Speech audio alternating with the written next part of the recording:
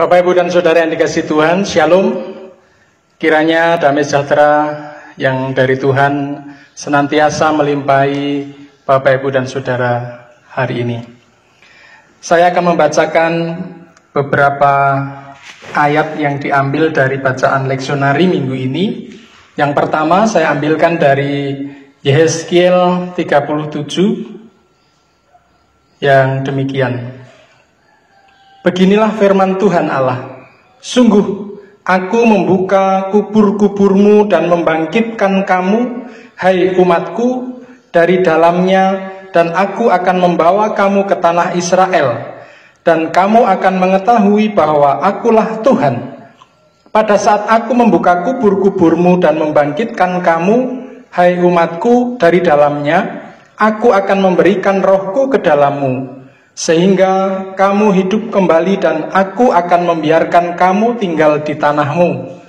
Dan kamu akan mengetahui bahwa aku, Tuhan yang mengatakannya dan membuatnya. Demikianlah firman Tuhan. Demikian juga saya akan membacakan dari Injil Yohanes 11 ayat 25, 26 dan ayat 40 yang demikian. Jawab Yesus, akulah kebangkitan dan hidup. Barang siapa percaya kepadaku, ia akan hidup walaupun ia sudah mati. Dan setiap orang yang hidup dan yang percaya kepadaku tidak akan mati selama-lamanya. Percayakah engkau akan hal ini? Ayat 40, jawab Yesus, bukankah sudah kukatakan kepadamu, jikalau engkau percaya, engkau akan melihat kemuliaan Allah. Demikianlah sabda Tuhan. Berbahagialah setiap orang yang mendengar sabdanya, merenungkan dan melakukannya. Hosiana, amin. Bapak, Ibu, dan Saudara yang dikasihi Tuhan, tema perenungan firman Tuhan hari ini adalah percaya Allah yang membangkitkan. Kehidupan manusia tidak terlepas dari penderitaan.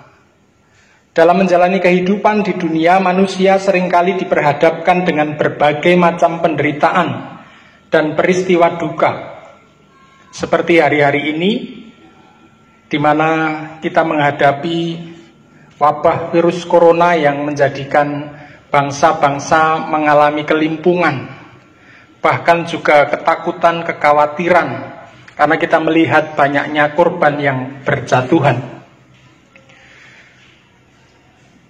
Pada minggu Prapaskah ini, Prapaskah yang kelima, kita diajak untuk belajar percaya pada kuasa Allah yang mampu membangkitkan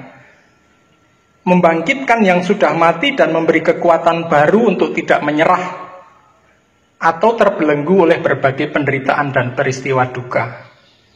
Di tengah penderitaan bangsa-bangsa hari-hari ini, kita tahu bahwa banyak orang mengalami kesusahan, bahkan juga kebangkrutan, kedukaan, dan lain sebagainya. Bagi keluarga yang menjadi korban virus corona ini tentu sedih, berduka.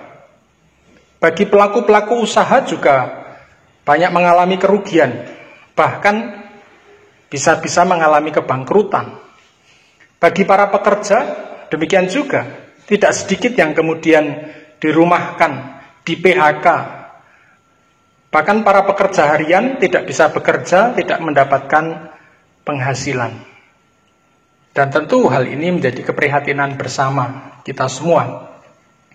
Nah, firman Tuhan pada hari ini mengajak kita semua untuk belajar mengatasi bagaimana penderitaan dan peristiwa duka ini kita hadapi dengan berani, kita hadapi dengan percaya, karena kita punya Allah yang mampu membangkitkan orang mati.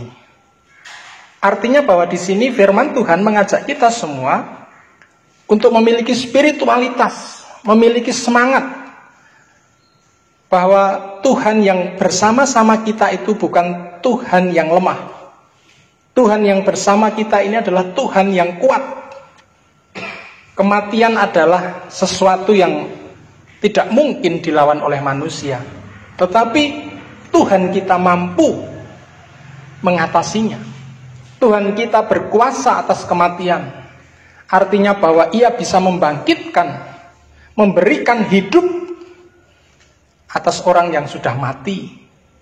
Dengan demikian, kita sebagai orang-orang yang hidup pada masa kini menghadapi ketakutan, menghadapi penderitaan, menghadapi kesengsaraan, menghadapi kesusahan yang tentunya mengerikan bagi kehidupan manusia secara umum. Kita diberi semangat, kita diberi spiritualitas, bahwa kita menghadapi itu semua tidak sendirian, kita bersama Tuhan. Memang penderitaan, kejatuhan itu semua boleh melanda hidup kita. Namun percaya bahwa di dalam Tuhan kita akan bangkit kembali. Kita akan dipulihkan kembali. Kita akan menemukan kehidupan yang baru. Seperti yang dinyatakan di dalam bacaan Yehezkiel, firman Tuhan tentang Israel. Di tengah situasi seperti itu Allah berinisiatif untuk menolong Israel. Melalui Nabi Yehezkiel, Allah hadir dan meneguhkan semangat hidup Israel yang sudah hancur. Ayat 12-14 memberikan gambaran betapa besar kasih dan kemurahan Allah. Allah bersedia menolong dan memulihkan kembali harapan yang sudah lenyap.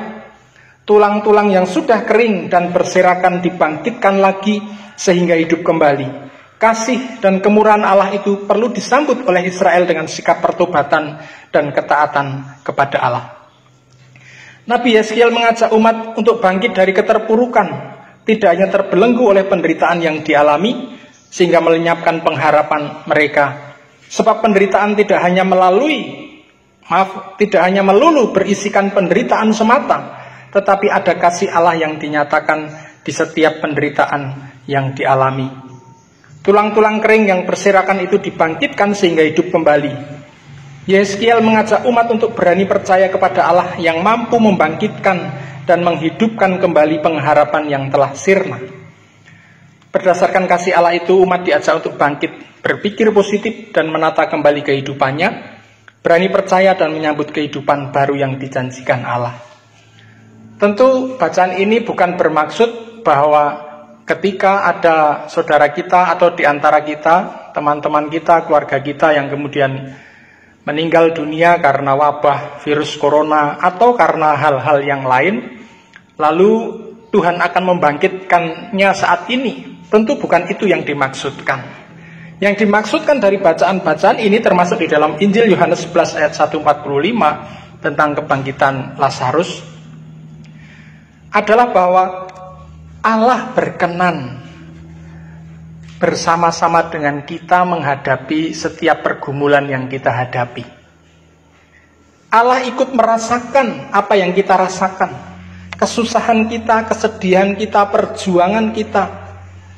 Ia ikut merasakannya, ia berempati, ia bahkan hadir bersama kita.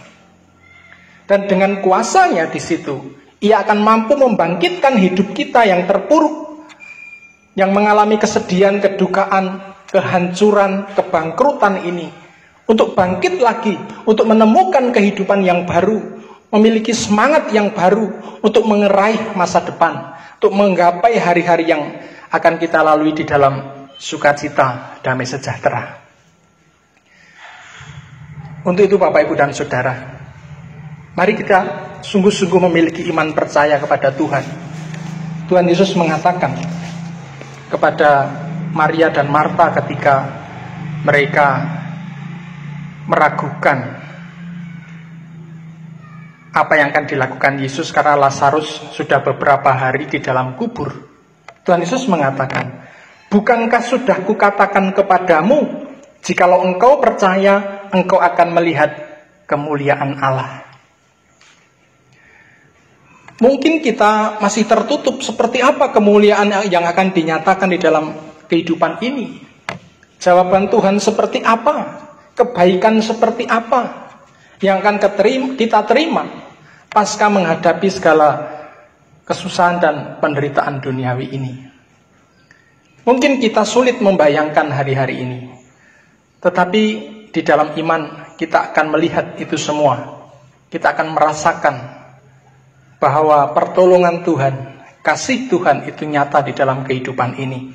Bahkan kalaupun kita sendiri kemudian mati dan tidak melihat kemuliaan atau tidak melihat jawaban Tuhan seperti yang kita pikirkan di dalam dunia ini, kita akan menemukannya di dalam kehidupan yang baru, di dalam kehidupan yang kekal.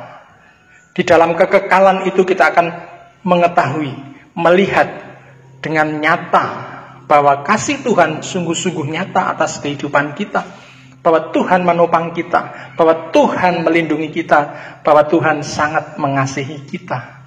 Sehingga kalaupun kita mati di dalam damai sejahtera. Dan kalau kita diperbolehkan untuk tetap hidup, Tuhan senantiasa bersama-sama dengan kita, menanggung setiap derita, menanggung setiap pergumulan, dan ada pengharapan di dalam hidup bersama Tuhan. Akhir kata Bapak, Ibu, dan Saudara, marilah kita tetap menyatakan iman kita kepada Tuhan, senantiasa dekat-dekat dengan Tuhan. Dengan peristiwa-peristiwa hari-hari ini, mari kita semakin mendekatkan diri kepada Tuhan. Kita terus merenungkan apa yang Tuhan kehendaki atas kehidupan ini. Apa hikmah yang bisa kita ambil, kita petik dari semua peristiwa-peristiwa yang terjadi. Pasti banyak kita akan menemukannya. Mungkin kita bisa melihat dengan virus corona, kita melihat berbagai kelompok bangsa-bangsa yang tadinya bertikai, berperang, hari ini berperang bersama melawan wabah virus corona. Yang berikutnya kita bisa mengambil hikmah. Mari kita merendahkan diri di hadapan Tuhan, bahwa kita tidak ada apa-apanya. Kita bukanlah apa-apa. Tuhan begitu berkuasa. Dengan virus yang tidak terlihat oleh mata kita ini saja, kita kelimpungan. Bangsa-bangsa kelojotan, kebingungan, panik, merasakan pergumulan yang luar biasa.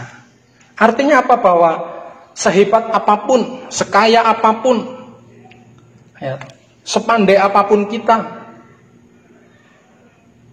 sudah sepatutnya berlutut bersimpuh di hadapan Tuhan. Karena hidup ini hanyalah miliknya, hidup ini adalah pemberiannya. Maka sudah sepatutnya kita menjalani kehidupan ini dalam ketaatan dan kesetiaan serta hormat kepada Tuhan.